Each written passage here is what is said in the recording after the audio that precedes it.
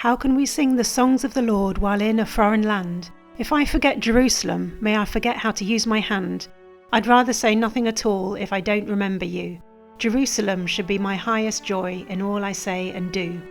The Lord loves the gates of Zion more than any other place. He is burning with jealousy for her and will call her the city of faith. The Lord will have compassion on Zion, for her appointed time has come. Even her stones and dust are precious. Her victory is won. For Zion's sake I will not keep silent, till her vindication shines like the dawn.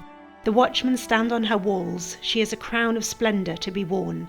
Pray for the peace of Jerusalem. May those who love you be secure. You will be comforted over Jerusalem. Your grief will be no more. The Lord will return to Zion. It's from David's throne he'll rule. Yet he will be king over the whole earth. Whoever denies God is a fool. Jerusalem will no longer be deserted. She will be desolate no more. Rather, the Lord will take delight in her and marry her once more.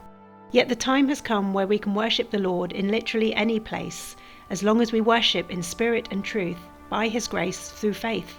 For our citizenship is in heaven. Yeshua paid the price for our sin, and we eagerly wait our Saviour, our Lord, our righteousness, and our King. Please like and subscribe for more Bible nuggets from a Hebraic perspective.